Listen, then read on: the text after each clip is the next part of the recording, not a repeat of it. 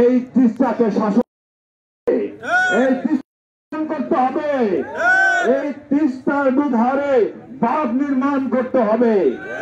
ইতিমধ্যে যে তিস্তা মহাপরিকল্পনা ঘোষণা হয়েছিল গত সরকারের সময়, সেই স্বৈরাচারী সরকারের নত যেন পররাষ্ট্র নীতির কারণে পার্শ্ববর্তী দেশের চোখ রাঙানির কারণে যে মহাপরিকল্পনা বাস্তবায়ন হয়নি।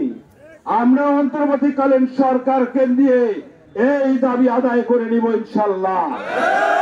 লক্ষ্যে আমরা কাজ করে যাচ্ছি। যদি মহাপরিকল্পনা বাস্তবায়ন হয় তাহলে তিস্তা পারে স্যাটেলাইট নগর গঠিত হবে। সেখানে অনেক ইকোনমিক জোন, অর্থনৈতিক অঞ্চল গড়ে উঠবে। যে অর্থনৈতিক অঞ্চলে দেশি বিদেশি অনেক ইনভেস্টর এখানে কলকারখানা তুলে ধরবে।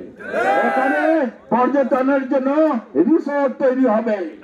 এই নদীতে লঞ্চ সহ বিভিন্ন পানিবাহিত যানবাহন চলাচল করবে এবং এই উৎপাদিত পণ্য, আমাদের কৃষি পণ্য সহ এই সব কলকারখানায় যে পণ্য উৎপন্ন হবে সেগুলো কম খরচে ঢাকা সহ বিভিন্ন অঞ্চলে যেতে পারবে। এই কারণে দেশি বিদেশি ইনভেস্টররা এখানে আকৃষ্ট হবে। আমরা সেই প্রকল্প বাস্তবায়ন করতে চাই যেখানে 5 লক্ষ লোকের কর্মসংস্থান হবে। যদিও তিস্তার করার গ্রাসে আমাদের পাঁচগ্রামের মাত্র একটি ইউনিয়ন ক্ষতিগ্রস্ত হয়, কিন্তু এই মহাপরিকল্পনা বাস্তবায়িত হলে আমাদের পাঁচগ্রামের সকল এলাকাবাসী এর সুবিধা ভোগ করবে। এই কারণে এই আন্দোলনে আমি সবাইকে সম্পৃক্ত হওয়ার আহ্বান জানাই।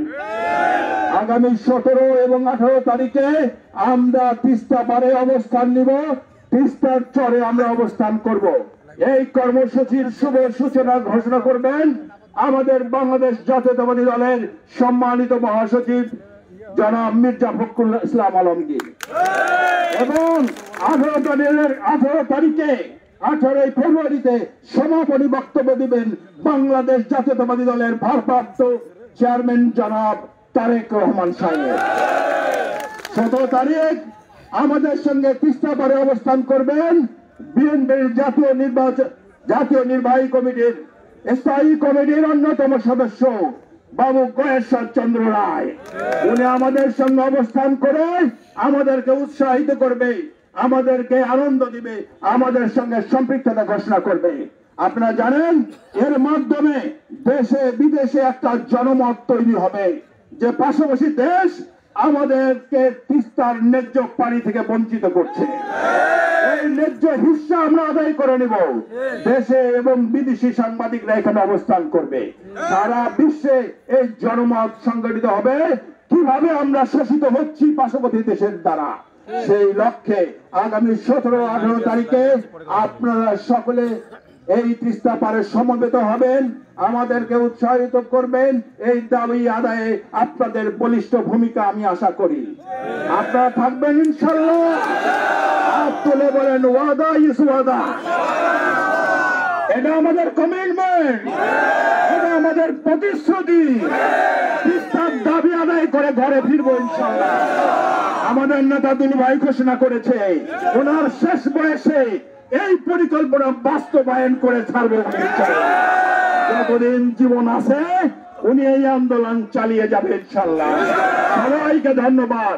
দীর্ঘক্ষণ ধরে আপনারা এই গণমিছিলে অংশগ্রহণ করেছেন, বিভিন্ন ইউনিয়ন থেকে এসেছেন, অনেক বৃদ্ধ, অনেক মহিলা এসেছেন। সবাইকে আমার অন্তরের অন্তঃস্থল থেকে ধন্যবাদ জানাই।